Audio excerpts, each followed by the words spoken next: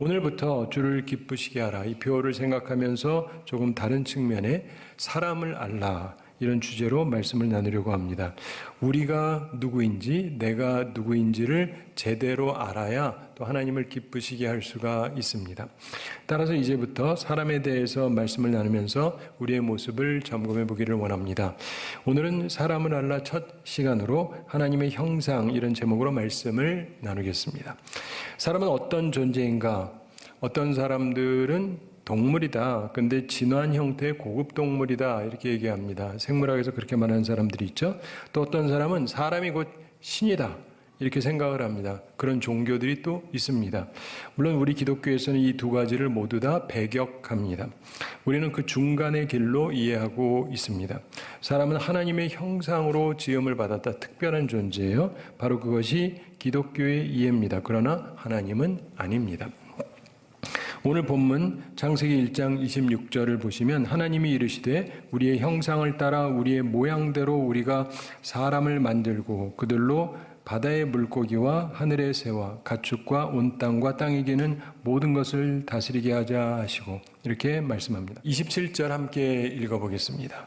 하나님이 자기 형상 곧 하나님의 형상대로 사람을 창조하시되 남자와 여자를 창조하시고. 아멘. 하나님이 자기 형상대로 사람을 창조하셨다고 성경은 선포합니다. 우리는 하나님의 형상으로 창조함을 받았습니다. 이것이 오늘 우리가 먼저 꼭 기억해야 되는 부분입니다. 사람은 하나님의 형상, 하나님의 이미지로 지음을 받았다고 성경은 선언하고 있습니다. 자, 그렇다면 하나님의 형상으로, 하나님의 이미지로 지음을 받았다. 이 말은 무슨 뜻인가? 몇 가지 신학적인 견해가 있습니다. 일반적으로 6가지 견해가 있습니다. 그냥 참조하시면 도움이 되는데, 우선 첫째로 신인 동형 동성론, 이런 게 있어요. 그러니까 신이랑 인간이랑 하나님이랑 사람이랑 동형, 형태가 같다. 그리고 동성이다. 같은 성으로 지음을 받았다. 뭐 이렇게 생각하는 사람들이 있습니다. 하나님의 형상의 뜻을 하나님과의 육신적인 유사성이라고 생각을 합니다. 사실 뭐 쉽게 말하자면 하나님께서 우리처럼 손과 발이 있으시고 눈과 코가 귀가 뭐 이런 게 다 있다, 이런 뜻인데, 이게 가장 기초적이고 이해가 잘 되는 부분이죠. 많은 사람들이 일단 이렇게 생각을 합니다. 뭐 그것도 그럴 수도 있는 게, 성경에 보면 그런 요소들이 많이 나오기는 해요. 그런데 많은 성서학자들이 이걸 별로 좋아하지는 않습니다. 다른 요소들이 좀 더 중요하게 보여지는데, 두 번째로 이성적 사고의 능력입니다. 사람이 논리적으로 생각을 할 수 있어요. 이게 사람입니다. 토마스 아퀴나스를 비롯한 뛰어난 학자들이 이런 내용을 지지합니다. 사람의 이성적인 사고는 세상을 창조한 하나님의 능력과 관계가 있다는 생각이고, 하나님의 이미지가 우리 가운데 반영됐다라고 봅니다. 그럴 수 있겠죠. 세 번째로 통치력이라고 생각하는 견해가 있습니다. Dominion over the earth. 그래서 세상을 지배할 수 있는 능력. 크리스토스톰 같은 학자의 설명인데, 사람이 피조물을 통치할 수 있는 능력을 갖고 있고, 이게 바로 하나님의 형상, 하나님의 이미지를 갖고 있기 때문에 가능하다, 이런 설명을 합니다. 그것도 일리가 있죠. 네 번째로 자유가 있습니다. Human freedom. 현대 신학자들 중에 사람이 스스로 결정하고 스스로 세상의 문화를 창출하는 것을 보면 이게 바로 하나님이 우리에게 주신 하나님의 형상이다, 이렇게 보는 학자들도 있습니다. 이것도 역시 일리가 있죠. 미국에 찰스 굿이어라고 하는 목사님이 계셨는데, 이분이 취미를 가지고 있었습니다. 그것은 고무나무에서 나오는 찐득찐득한 고무를 가지고 뭔가를 만드는 취미를 이분이 갖고 있었어요. 이분이 살던 당시에는 고무를 단단하게 만들지를 못했다 그럽니다. 그런데 굿이어 목사님이 고무를 유황 처리해서 단단하게 만드는 법을 발명해냈습니다. 그래서 세계적인 자동차 타이어 이름이 굿이어, 바로 이 목사님 이름을 딴 겁니다. 여러분 자동차 타고 오신 분들 다 바퀴 있으시죠? 타이어가 고무로 된 거 아시죠? 그게 어떻게 됐다고요? 굿이어라고 하는 목사님이 발명했기 때문에. 여러분들 자동차 타고 편하게 달리는 이유는 누구 때문이다? 김용일 목사는 아니고 굿이어 목사님 때문에 그랬다. 새로운 문화를 창출하는 자유의 모습이 사람에게 있다고 또 볼 수가 있겠죠. 다섯 번째로 최근의 지배적인 견해인데 그것은 인생과 하나님과의 관계를 의미한다, 이런 해석입니다. 인간이 하나님의 형상을 지음받았다는 말은 우리가 하나님과 관계를 맺는 존재로 지음을 받았다, 이런 뜻이다, 이렇게 보는 학자들이 있습니다. 그것도 역시 일리가 있어요. 여섯 번째, 도덕적 성품을 말한다는 해석입니다. 사실 이게 굉장히 중요한 것이고 꼭 기억하셔야 됩니다. 의로움, 사랑, 진리, 공정한 판단, 이런 것, 하나님의 이미지로 만들어졌기 때문에 우리가 그걸 따진다는 거죠. 실제로 사람은 의로운 존재로, 그리고 사랑할 수 있는 존재로, 진리를 추구하는 존재로, 공정한 판단을 할 수 있는 존재로 창조되었다고 할 수 있습니다. 특별히 이 부분은 잘 기억할 필요가 있습니다. 의와 사랑, 이런 것을 사람이 가지고 있도록 하셨다는 것입니다. 나중에 이제 또 하면서 근데 이게 좀 깨졌다는 부분도 설명을 드리겠지만 기본적으로는 하나님께서 우리에게 이것을 주셨다는 것입니다. 이게 모두 다 의미가 있지만 이런 내용들을 참조해서 몇 가지 꼭 기억해야 될 부분이 있습니다.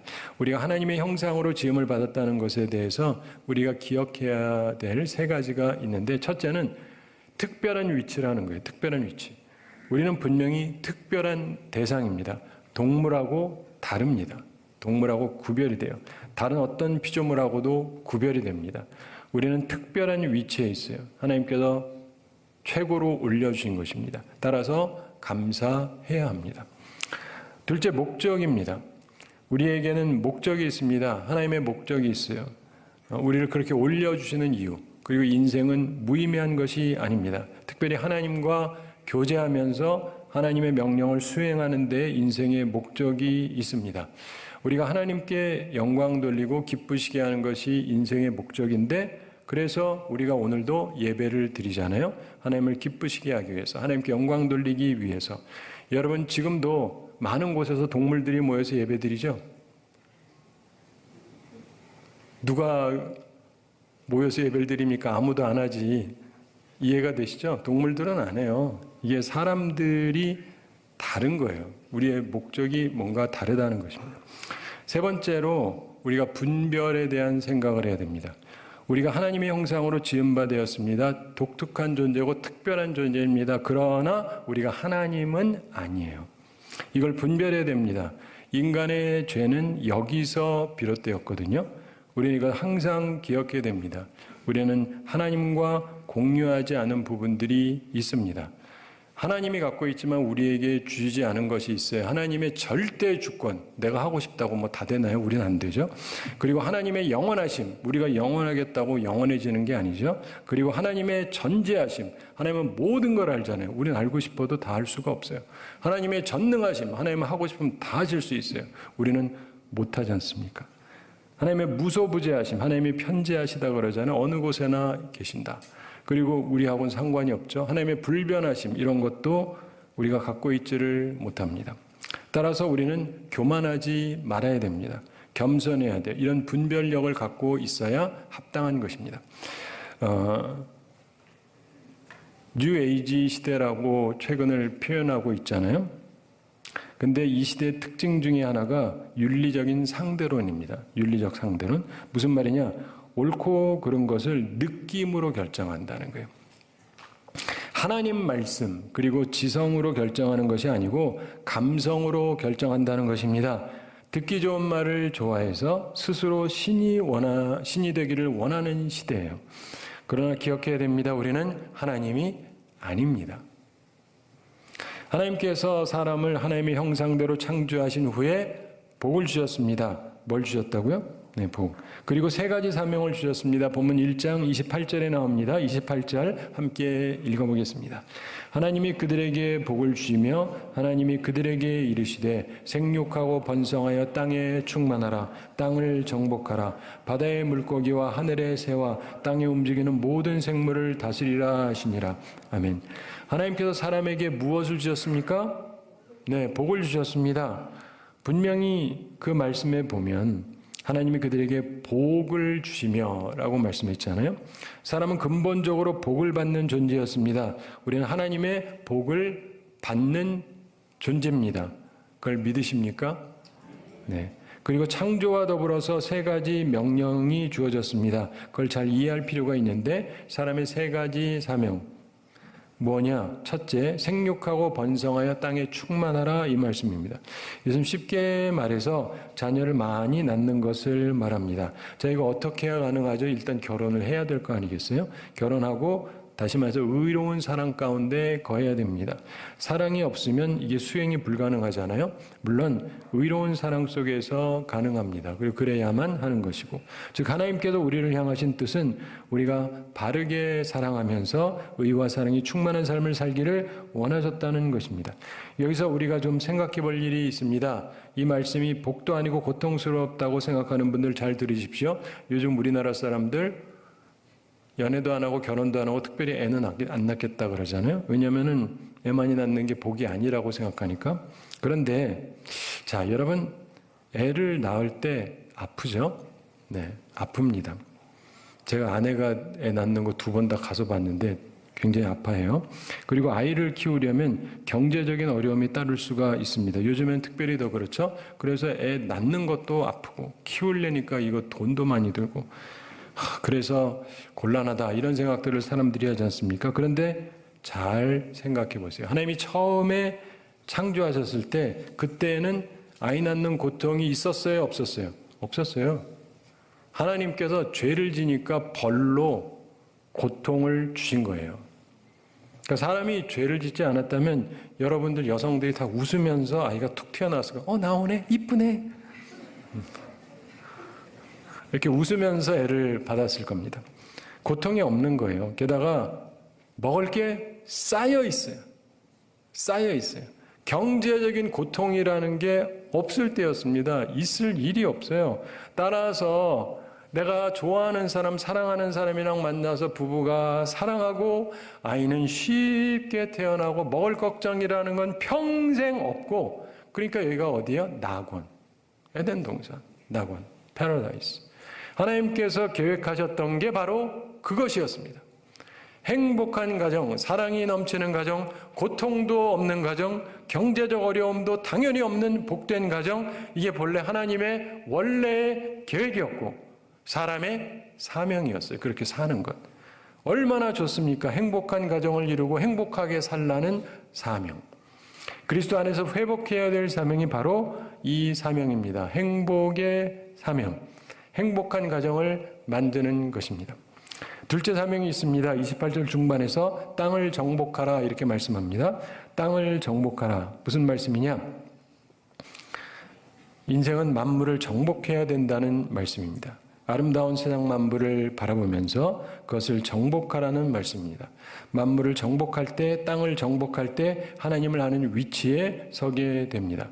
사랑하는 성도 여러분, 산에 올라가 보신 일 있습니까? 제가 어렸을 때 서울에 살면서 남산을 올라가는데 남산만 딱 올라가도요, 기분 좋아요. 공기도 좋고 높은 산에 올라가 보면 세상이 달라 보입니다. 정복한다는 건 때려 부순다는 뜻이 아니에요. 우리가 산에 올라가면 내가 정복했다 그러죠. 근데 특별히 산 정상을 밟으면 우리는 산을 정복했다 그러지 않습니까? 때려 부순 게 아니고 그때의 기분 정말 정말 좋습니다. 그리고 하나님을 더 깊이 느끼게 됩니다. 백두산 정상 천지에 제가 올라가 봤거든요. 기분 좋습니다. 기회가 되시면 다 올라가 보십시오. 산과는 반대로 미국에 있는 명물 중에 그랜드 캐년이라는 게 있어요. 쭉 가다가 평지인데 밑이 푹 꺼졌어요. 캐년이라는 게 그런 건데 거기 가서 처음 보면 누구나 입에서 절로 감탄사가 나옵니다. 저도 딱 갔는데 우와 이렇게 돼요. 누구든 처음 가는 사람은 예외가 없어요. 다 그래요. 우와 입을 못 담습니다. 정말 대단해요. 궁금하신 분 한번 가보세요. 하나님 명령을 따라서 여행하세요. 교회 오지 말고 예배 드리지 말라는 말이 아니고 여행도 하시는 게 하나님의 뜻에 합당한 거라고 생각할 수 있어요. 소풍 말고 여행을 해보세요. 특별히 하나님께서 지으신 만물을 보고 땅을 정복해 보세요. 그러면 굉장히 많은 깨달음을 얻게 됩니다. 오늘날 우리가 세상을 돌아다니지 못합니다. 다 뭐 때문에? 먹고 사는 문제 때문에 그렇잖아요. 경제 문제 때문입니다. 그런데 하나님께서 본래 세상을 처음 창조하셨을 때 환경이 분명히 지금하고 달랐습니다. 하나님께서는 우리가 우선 행복한 가정을 꾸미고 부부가 혹은 가족들이 함께 산도 오르고 계곡도 다니고 만물을 아름다움을 보면서 살 수 있기를 원하시고 그런 환경을 만들어 주셨던 것입니다. 얼마나 좋으신 하나님이십니까? 그리고 사실 이것이 우리가 일생 꿈꾸는 바 아닙니까? 행복한 가정을 이루고 세계를 다니면서 아름다움을 즐긴다. 근데 하나님께서 본래 이런 환경을 만드셨고 우리에게 주셨고 이거를 허락하셨고 누리라고 하시고 이런 복된 명령을 하셨다는 것입니다. 그리스도 안에서 회복해야 될 사명 중에 하나가 땅을 정복하는 것입니다. 때려잡는다는 거 아니에요. 하나님께서 만드신 땅을 정복하는 거예요. 가서 보세요. 얼마나 좋은 사명입니까? 준비해서 여행도 다니시기 바랍니다. 목사님, 내가 나이가 많아가지고. 그래요. 저도요. 근데 한 가지 기억하실 것은 지금 나이가 드셨다는 분들, 오늘이 여러분의 남은 인생 중에 제일 젊은 날입니다. 네. 내가 그때 할 걸.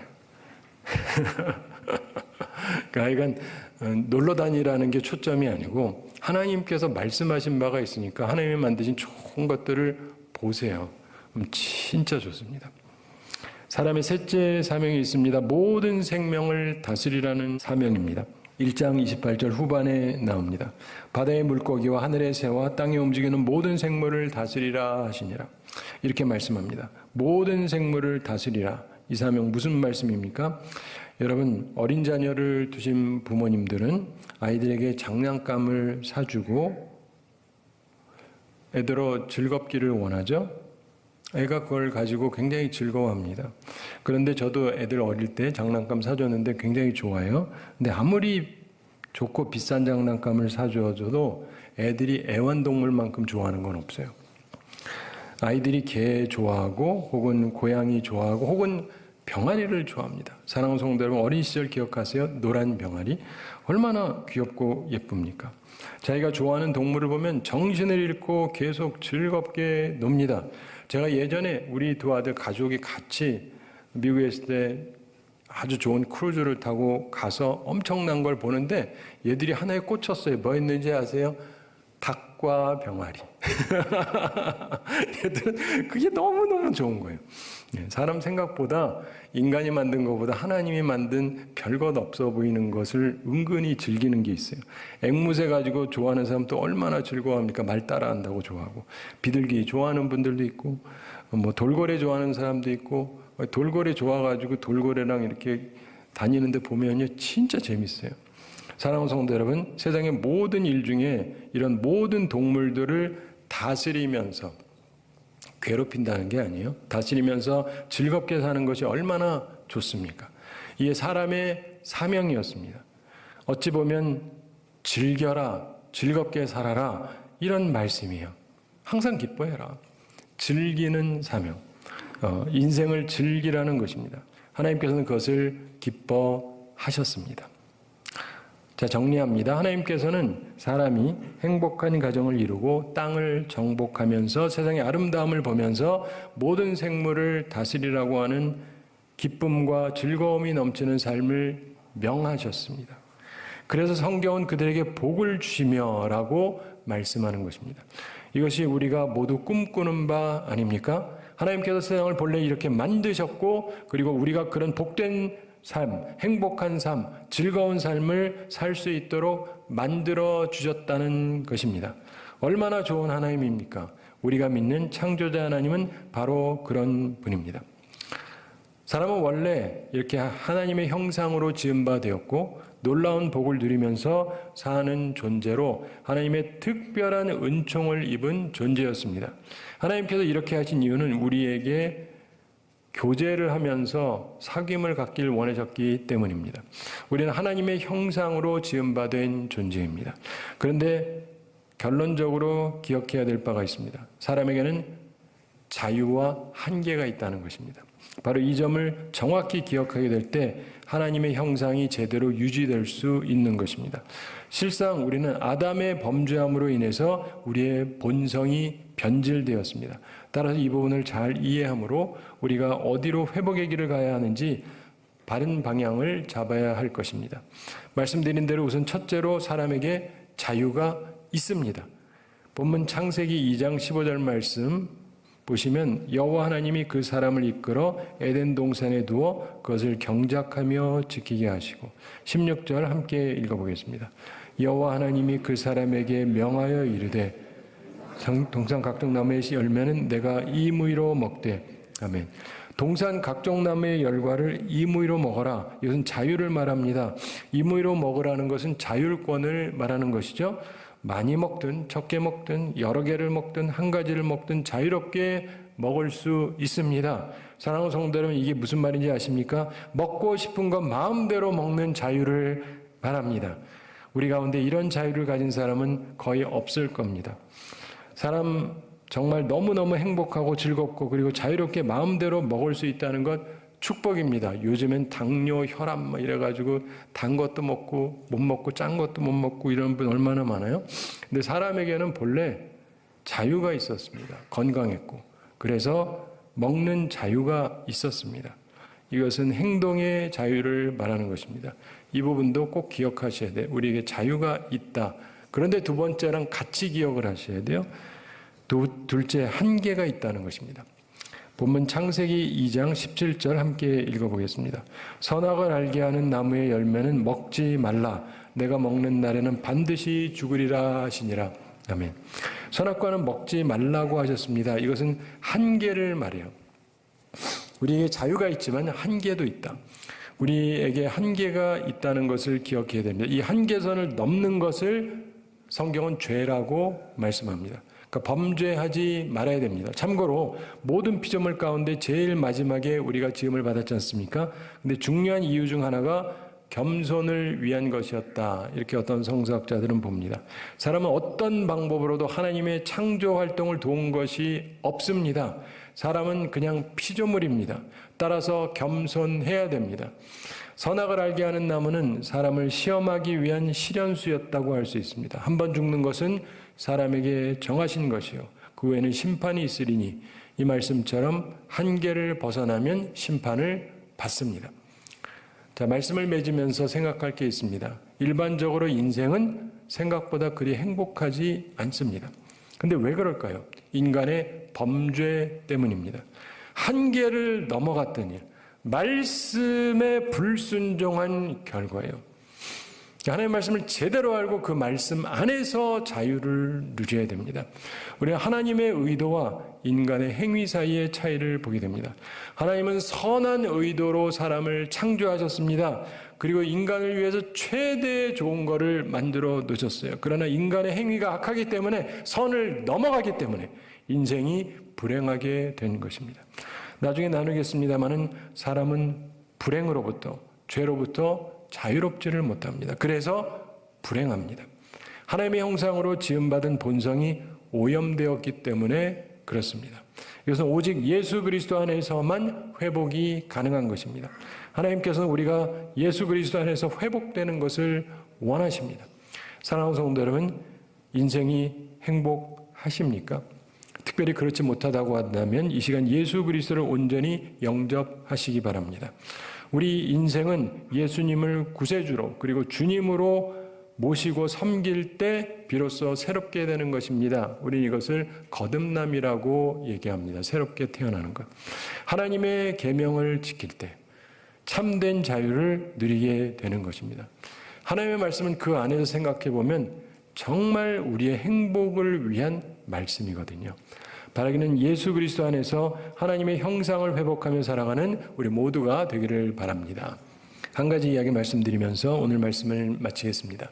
멕시코에 가면은요, 특이한 곳이 있다고 합니다. 뜨거운 물하고 찬물이 함께 있는 곳이 있답니다. 인공적으로 만든 것이 아니고 천연적으로 주어진 특이한 환경입니다.